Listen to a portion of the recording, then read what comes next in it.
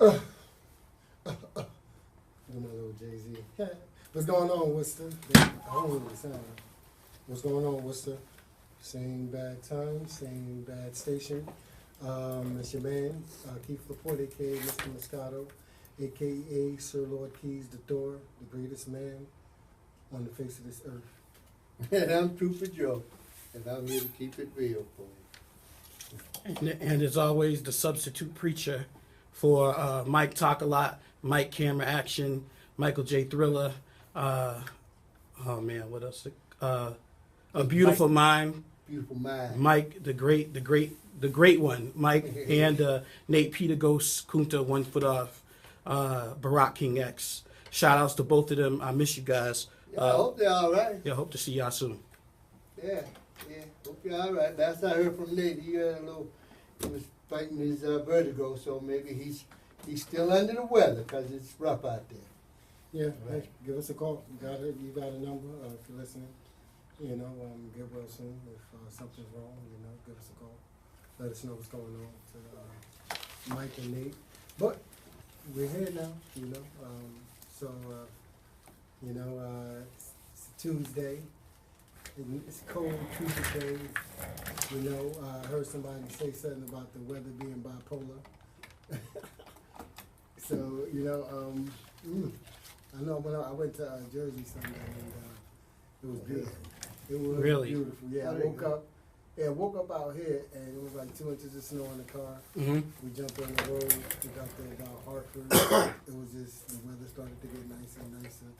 And, you know, we ended up going to the city. But it was beautiful. Is Jersey usually hotter than Worcester? Oh, yeah. It was further south. You know. Okay. Yeah. I know it smells. Huh? I know it smells. Dirty Jersey. Jersey has a smell odor. Like when you are going through the Jersey Turnpike, you can smell it. It I smells went to bad. New York first. They went to, you know, the basketball NBA store. And then went to Jersey. My nephew was having a birthday party in the mall out there. So, Yeah. But yeah, Jersey stinks because of the landfills. There's a lot of landfills. Mm. They had, you know, a lot of the garbage around the tri-state area, Mm-hmm. you know, was going to Jersey and Staten Island. Wow. You know, and Okay. I know my wife, once we hit like that New York, New Jersey area, she starts to pick up on, you know, scents and stuff that start messing with her. You know what Yeah. I mean? Her nose and her eyes. Yeah, it smell like someone got mud butt or something when you drive through Jersey. Yeah, certain sometimes. parts though, not the whole. Yeah, just the turnpike, not all of Jersey. I have family in Jersey, so I always tease them about it. But you know, it's Jersey's beautiful too. Yeah, it is. They got a lot of stuff. They got a lot Yeah. of like suburban areas. They just, you know, urbanized. What's going on, Drew? Don't know nothing about Jersey. I like Texas. You know, you like Texas? Yeah, I like Texas. That's too hot. I like hot. Yeah, I guess I so. like hot. I don't like all this snow out here, but it's okay. And I'm hoping that there's not a whole lot of people that are injured and everything from the lack of the city putting down some salt. Word, and yeah. stuff. My wife slipped today, and Yeah. she slipped and banged out today, and because of the ice, and it was like, yeah, I fell before, so you know, it's frustrating, but it's just what it's politics, right? It's politics. I that's what I was told. I was told It's that money. that no, not even it's politics when you say money, because Yep. at the end of the day, Politics they say is about money. The people who vote, that area is going to get cleaned out. Yep. You know, rather than the ones who don't vote. You're not, you know.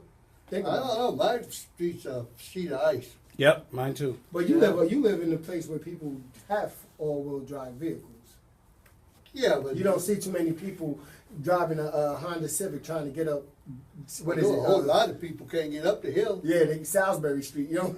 Can't get up that hill. It should be a law that if you live in Worcester or places like New England, you should have an all-wheel drive vehicle. And or if four-wheel not, when drive. it snows, you should not be on the road. Right. Yeah, that's the whole thing. But that's crazy because you think about it. What about, you know, the families who gotta go? They gotta go to work. Yeah, they got to get an SUV or a get there. truck or something. But what do you mean? What if you can't afford an SUV? If you can afford, they're cheaper now. Like it's like I see people So what driving are you trying to Camaros. say, that they can afford something that you don't. I'm know. saying if they have a car, Yes. a used car, Yes. there are enough used SUVs. Now, if this was the 90s when SUVs first came out and the Jeep Cherokees, they were real expensive, I would understand. But now you could get yourself, for the price of a Toyota Corolla, you could get yourself a mid-size SUV. Now I don't know. See, I think it's a different world for different cultures. Oh yeah, it is. I know people who they can't spend, they can't afford this to have payments, and they can't afford to buy an SUV. Facts. You know, so they buy used cars and put them together. Yeah. You know, and then usually you find the cheapest cars. Yeah, I can't really talk. My SUV right now is in the shop with transmission, so you know, $2,000. Cars go in the shop. That's without a doubt. You buy a car, I don't care what you buy. What you buy, It's right? going in the shop. Yeah. You got to do oil changes, tire rotations, all kinds of maintenance, all that stuff. You have to do that periodically to keep it out the shop, but it's going in the shop. Yeah, it is. Eventually. Yeah. It's a machine. See, people don't think about that when they buy a car. You have to get brakes done periodically, Yeah. oil changes, transmission fluid changes. A transmission fluid change is $200. Yeah. Oil change, $30-something, and then if you go to like a Valvoline or a place like that, they try to get you to get new filters and everything. But if you don't do that, your car won't last as long. Yeah. So, And that's a double standard. Windshield wipers. yeah, All that general maintenance and stuff. tires. That should be done not only on the car, but not change the subject too quickly, but on yourself too. You should be doing general maintenance on yourself, taking care of the body, taking care of everything. Should be having a general maintenance schedule to it, and then life would be a lot easier. So speaking of general maintenance on yourself, or this is kind of a segue into it, what about the $15 minimum wage that was passed in New York and some other places too? California. And they talk California, and they talk about bringing it to Worcester. What do you think about that? Yep. Go ahead. Keith. No, go ahead, True. Well, I looked at that a little bit with the I've been reading a little bit in the newspapers and stuff, and I see some things that were I didn't think about before. Some people that were making minimum wages of $10 and less, and then getting subsidy on their money. They were getting food stamp subsidies. They were getting all these other kind of insurance type subsidies and several other different subsidies. Now, when it goes to the $15 an hour, those go away. Good. Yeah, but it's good for the people who you're paying the taxes. You say, well, they're freeloaders and stuff, but they needed to have those subsidies. Now, when they get to the $15 after those go away, and all these other things go away with it too, the tax credit line goes away. That goes from I don't know if it's 500 something down to zero, and there's several other things that go away. Now, actually, the people start losing money by making $15 an hour with the loss of all the different things that they were acquiring from the government, from those subsidizing type of things, and also from the taxes and stuff. They lost all that. So when the final day comes, they actually lost money. Well, they're going to have to make amendments to that too. They're going to learn that $15 an hour is not enough to support your family, so you're going to have to even you're going to still give more money. But my thing is that too many people complained about, don't give the money. There's EMT workers that make $15 an hour. Don't make the minimum wage $15 an hour. And then you complain about paying for their, paying welfare. So you can't complain on both ends. Give them the money so they can earn their own living. And then, then you don't have to worry about paying their welfare or paying as much on their welfare because they earn their own money. Yeah, I think on the minimum wage, similar to what you said, True, I do believe that you're saying that when you make more money, you lose the subsidies. That's a great point, brilliant point that I didn't even really look at, because now you make more money, of course you can't get food stamps and so forth and so on, so you have to pay more money. But my thing was, if it goes up to $15 an hour, now it becomes a math equation for the business owner, because now he has to pay more per worker when it comes to insurance, and now it's going to come to his salary. So I see it as, yes, it's a balance scheme. It's a balance beam. So just because people thinking that the minimum wage is going to be raising up and they're going to make more money, it's actually going to equal itself out, because the business that's making it sound like the business is going to take a bigger hit by paying their workers more than they used to. When actually happening is the business owner is going to be working the numbers behind the scenes and cutting the expense and insurance, or cutting, what is it, PTO. They're gonna make up ways to make up for that whatever $5 hike. That's what I'm saying. And on top of them losing the subsidies that they had for living, it's really gonna put people in a bad place. Yeah, the only I think going to the $15 an hour, after I've said all that stuff about what they can lose and this, that, and the other thing, I think if they go to raising the minimum wage and they also go to giving hope that they just ain't raising the wage and you're just working for money and this is what it is, and maybe down the line they might raise it again, that you actually can go on, because now you can feel more professional about yourself in some cases, and you can look to the future. I want this job, I want that job, I want this job. And this will give them an opportunity Aspirations, yeah, you know, incentive to try to go get these other jobs and then go from the $15 to a $30 an hour job or $45 an hour job and stuff. So I think it might have some good benefits, and I think there's some people are going to get hurt by it. I could definitely see that happening. And I think some of the people, small business owners, I think it's like, hey, you were getting away with paying these people chump change for a long time. I don't feel bad for you at all. It's if like, Sam Walton's family loses some money, I'm not going to lose any sleep. But over you that. understand that is business practice, am I right? Business practice is to have labor as cheap as possible and produce as much as possible. Am I right? well, I guess it depends upon where you want to put your moral status at. Exactly. If you think that having as least as possible and spending, and you get to spend as much as possible, and you're making all this spending and status off of your workers and stuff, well, you're akin to slavery.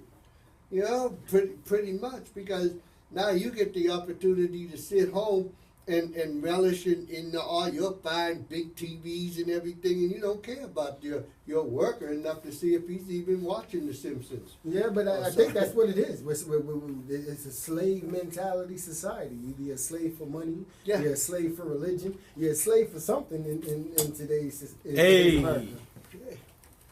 Family just came in. Right in the house. Yep, Mike's in the house. And that's Michael J. Thriller, Mike Camera Action. hey, I got to write him down. Yeah. I think I got to write him down. hey. All right, but so let me give a shout out once again to Worcester, the substitute preacher, aka Truth is signing off. I'll holler at y'all. What's a substitute? Substitute preacher, I like that. Substitute Okay. preacher. I mean, you know, when Mike and Nate they don't got the mic. You know, I usually try to like jump in.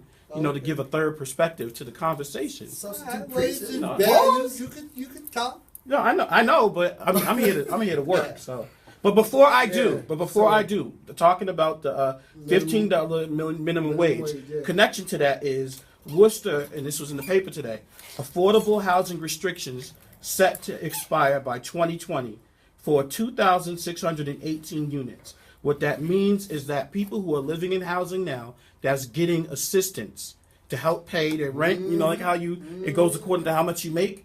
In 2020 in Worcester, 2,618 units have a chance to have that expire. That's right. I'm telling you now, Worcester, I keep preaching it. They are going to turn Worcester into Greenwich, Connecticut. Yes. They're going to turn it into a rich place. Nebraska. Yep, they're going to turn it into a place where if you've lived here your whole life and you don't make enough money, you are out of here. And yo, me and my man was having a conversation about that. What if Worcester ain't inviting? Why are people staying there? It is inviting. Worcester's like Inviting a great to who? place to live. It's a great place to live. How? You have When you could go down south, have warmer weather, or you could go to Texas, have warmer weather, and be around more positive people of culture and color. Like, you understand what? And that's the craziest thing. My man was like, yo, I'm ready to leave Worcester. I'm ready to move to another state. And I'm like, you've been here all your life. You love Worcester. And he couldn't see himself leaving Worcester. He's like, yo, like, I want to leave Worcester, but I love Worcester so much. And I'm like, Exactly. yo, does Worcester love you back, though? No. And he had to really think about it. And he was like, yo, as much stuff as he's been in Worcester and opportunities that, you know what I mean, been shot down from in Worcester, why do people stay in a place that isn't welcome? You know what? That's a good question. I'm going to let Mike Camera Action handle that answer to that one to give his perspective on it. True, Peace.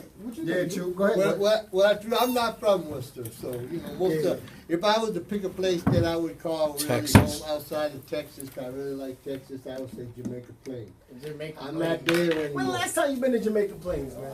I just said I'm not there anymore. I was about to say I was there the other day, man. And I'm like, yo, what?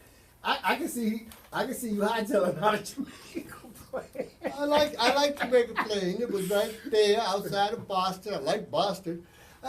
You know, I didn't even need a car. I jump on the train, I jump on the bus, I get down in the bar, I can walk to Boston. It's only 5 miles, a good day. Me and Honey used to like to take walks from, you know, Jamaica Plain, Mission Hill, down into Boston and stuff.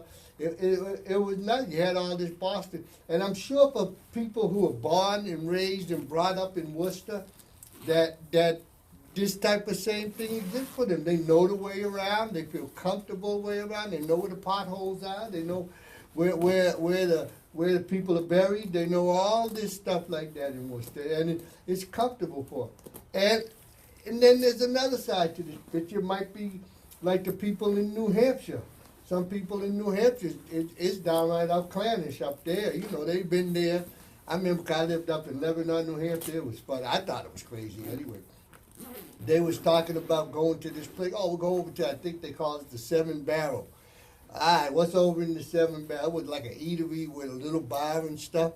And they had a little country bar all set up. And here go Granny and Gramps. Here go your wife's family here. Here go the other family here. Here go you. It's like 3 or 4 generations all doing the same thing in this one bar. It was so clannish. And then they have the same rituals and tradition. But that's for tradition. So in Worcester, there may be a lot of people that have some traditional type of connection to Worcester that really makes them feel comfortable, and they just don't want to leave. Later on, I'm going to talk about what Will was talking about, the gentrification that's coming, and I've been talking about that for quite a while anyways. But I gotta get over to Mike. Yeah, you have been talking about that. I'm gonna keep it 100. And yeah, you said that for a long time. You said that a long time ago. Say, Mike, Yeah. Jay Thriller, to the question why people stay in Worcester or stay in a place that doesn't love them, I don't know. Did you guys see the J. Cole concert on HBO? I know you probably didn't, Drew. Did you? And so he what you showed me at your crib? I don't know if it was. I don't know. It might have been. But Cole's from Fayetteville, North Carolina. And they call it Dream. And if you see the show, it ain't no different than Worcester. It's the same exact thing. Like this like existence, this paradigm isn't exclusive to Worcester. No. Right. This is not like so like, and even like I often wonder about that. Right. So, like if you ever seen the movie U-Turn, right? With it's who made Martin Scorsese made it, and it's with Nick Nolte and Sean Penn and Jennifer Lopez, and it was about people this dead end town that everybody was dying to get out of, but nobody was really doing anything to get out of it, right? And Arthur Murray's book he wrote about that. about trying to get out of it. The Death of a Salesman, yeah. All right, so I know, I shouldn't go. I never even read Death of a Salesman. I heard it so many Yeah, times. I should read it one day, right? But here's the thing, though, right? There's I wonder about like being black in America, right? I always like I don't really get this, right? Being black in America just makes you illegal, right? You are illegal. Like you are the likelihood of you encountering the police goes up significantly when you're black, right? If you're going to break the law in America, like Massachusetts is probably the place to be. If you're going to get sick in America, Massachusetts is probably the place to be. If you're going to get educated in America, Massachusetts is probably the place to be. I have no idea why anybody would be thinking about leaving Worcester. Like you would be leaving a gold mine. This is America. This is a place founded on racism and perpetuated on racism. Anywhere you go, you are going to be black and run into the same obstacles and challenges, and you are going to work much more harder for much less. And you might go to a place where there might be more black people doing the same type of thing, but you are running into the same systemic and institutional blockades and impediments that you run into Worcester. Why not go? Why not take over the place that you know best? Like in words of my man Coop. And I like that though because I like I said, I just went to Jersey, and my man, one of my best mans, he's a paraplegic, he can't walk anymore. His mom was his caregiver. She just passed. He was traumatized by it. Like he was like 11 days, 11 days, and he'll give me this story chronologically on 11 days. And now on the 11th day, they're talking about his mom, his brain dead. So he couldn't fathom that. And the first thing I told him, to your point, is Jersey healthcare sucks. You know, you go into the hospital in Jersey with any type of serious ailment. Forget about it. Yo, it's a wrap. I know already. I done seen too many people die in the emergency room because they couldn't get attended to. So, like, I know that's bad. So, why? Yes, healthcare and I guess the benefits for education. Yeah, it's better than I guess the rest of the country. It's not great, but it's better than. And then I talked to my wife, like, maybe come here seasonally when we need to get our checkups, you know, and then go somewhere else. But we two places, two residences. True, go ahead. Well, you know, I'm Super Joe, and I like keeping it real for you. You know what I'm saying? 100. And I'm keeping it 100 for you right here like this. My, just from my little perspective in my little world, I live in the whole world. Been all over it. Gonna go all over it again like that. I love it all. It all offers me personally a lot of entertainment. I love watching other cultures in their natural environment, not just watching other cultures as they come over to America and then they try to act Change up, American. yeah. I love watching Haitians. When I was in Haiti, I spent a day down in what I call their fishing industry. You know, they had these broken down boats. What you call that? Is it the fishing industry? Yo, word, it's the Yeah, fishing what I call it, they call it the club. I call it the fishing industry. Well, 5 o'clock What do they in the call it? morning. If you call it the fishing industry, what do they call it? Yeah, right. I don't know what they call it, but they got these. They put the logs out, roll these wooden boats out. They got holes in them. Roll the log, and you put the log and roll the boat, and put the log and put the boat. Till you get to the water, they go out there Stick all on day with the rope and the can. Yep. Yep, with homemade spear guns and nets that look like a bunch of nylon socks were put together and come back at the end of the day around 5 o'clock from being out there fishing, and they got the family members all up there waiting for them to come back with these little scales and stuff, and they throw the fish right on the ground to scale them and cut them off and gut them and use the guts for bait the next day. And that was the fishing industry. I helped pull the boat up out the water. You got to put the log, pull the boat, put the log, put the boat. I mean, I had a real good time. I really enjoyed myself because I didn't have to do it all the time. Hey, I'm about to say Enjoying that culture, what I call the fishing industry, you know. I rode down there on what do you call them little motorcycles and stuff? Mopeds. There Yeah, was me and scooters 2 and other mopeds. guys on the boat. What you mean? I seen like 10 people. You remember like, that picture where it's like 12 people on the scooter in the Dominican Republic? Yeah. But they were just as happy in their fishing industry and down there as I see people here in Worcester. Why wouldn't they be, right? Yeah, that's- exactly. It's like where you want to call your home and where you find your love and everything. They was happy having a good time. Kids playing in the water, mama up there playing fish. You know, daddy out there fishing. Everybody's having a good time when they come back in on shore. It was a nice thing, you know. I thought it was a nice thing, but I could leave. You know. Right. That was nice too. The routine and the rituals of the day. Like if we had to fend for ourselves and like grow and hunt for our food, how would we survive? That's the crazy thing because I was watching the show. It's about them folks in Alaska who stockpile for the year. And it's like they live off the land and they got money, they got businesses. So we watching the show and my man I'm watching it was like, yo, I can't do that. I couldn't be able to get up every day and go hunting and get up every day and feed 10 packs of dogs. You know what I mean? And I'm like, yo, but they're doing it. They love doing it. It's how they live and they rich. You know, and you can't really tell because of how they living, but they love living like that. And it's like, yo, that ritual, that routine of people in their thing, you know, in their culture is beautiful. Yeah, that is exactly how the rest of the world. I was in Amsterdam. Them people seem to love Amsterdam. Get up in the morning, roll a bone. Yeah, that would You was smoking the Amsterdam? I wasn't smoking. But Remember I when he walk said- out the hotel, it's like boom. Remember what he said when he The went whole down way? there? He said everywhere they was smoking. He's like, they smoking there. I'm like, yo, I need to go there. These people ain't never leaving Amsterdam because they don't know the way. You know, they're nothing but a clown. They just walking around, riding their bicycles, having a great time. You know, it was just in the opposite of the culture that was in other places. But they were just as happy as they could be. And that's one Living thing. on boats on the water and stuff. Go ahead. Expensive boats on the water, overlooking. You know, they have still good things to bring up your furniture into the house. You know, you lower the rope down and got the pulley. You know, Yo, and then take your stuff up into the house. Yeah, they're happy as they could be. Boy. That's living, and that's what Worcester's like. That's what I find in other places like Texas. I love that. I love the heat. I would go running in there, and when it get nice and hot out and stuff like that, I love to be outside running, sweating, and stinking, and talking to all kind of homeless people who lived underneath the bridges on the bayou. I mean, I told you before, one homeless person, and I was running, it was about 102. I was dying. I was just plain stupid. And the homeless person pulled me over and gave me some of his cookies.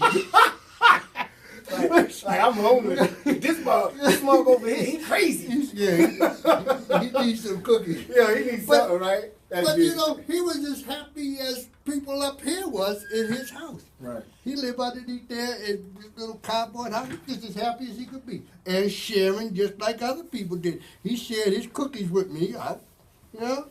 And I think this whole that's all like this. conversation is positive and good, and I love it. And I feel like this is a great solution to Worcester. I would say is capitalizing on the cultures, yo. Like talking about some of the stuff that they love to do. Maybe they may shy away from it when they come to America, but they come here with these rituals and these cultural routines, like the Asians. You know what I mean? They come here, they get their own supermarket, they get their own food, and you know people come and they shop and buy. They know where to get their grub from. That's deep, and I love it. One more thing with Worcester. Worcester seems to be have different little cosmoses of communities here too. You got a Jewish community, you got a Italian community, you got the African American Irish. community is the smallest little community that's united. But the rest of the community, them and the Irish community, really aren't that united solidly. But the middle, like the Eastern European countries and stuff, they have an Albanian community and all these. So they still got a taste of home. What am I doing there? And that's what I like about the other cultures. Like they could care less of what anyone else thinks. They operate the way they want to operate.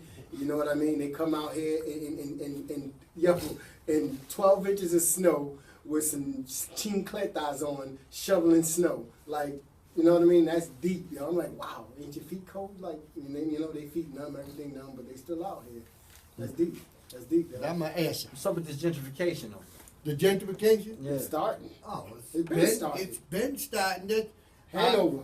Shame on me. I apologize because I meant this morning to read this article over so I could better talk about the Hanover Insurance, who I think is the Hold on, bullies. before you get into that, should we go to a bumper before we Yeah, well, now we got. Let's pay go the a bumper bills. and finish out with Yeah, we're gonna pay the bills. We'll be back. Remember, it's donating season. You know, Yes, please, man. We Donate need some that. bread. Whatever you can. 5, 10, 15, 20, 25, 50, Yes. 100. At Please. WCW.org or call it at 508-753-2284. Or holler at us on the Facebook, Voice of the Voiceless.